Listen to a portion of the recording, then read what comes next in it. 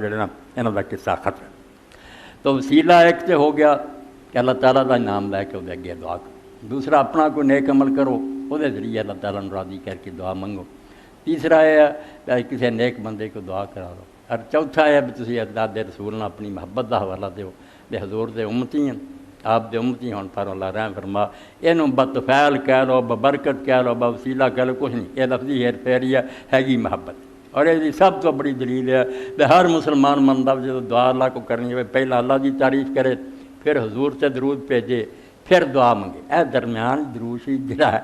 کفیل کہہ لو برکت کی اور کی ہے، لفظی چکر پیرنا بالکل بالنا باریک والی گل ہے، کھ نہیں ہے ڈرنا۔ اور ایسے تو کیا میں تو اللہ کے دعا کروں اللہ تیرے نال کی ہوتا تعلق، تیرا رابطہ صرف حضور دے پاروں تو آپ دا امتی ہیں، اس تو حوالہ دے، اور حوالہ ہے حضور کو منگن کی بجائے تو آپ کی دعا کر، پھر اپنے دعا کری تو اللہ دی حمد و ثنا کرے،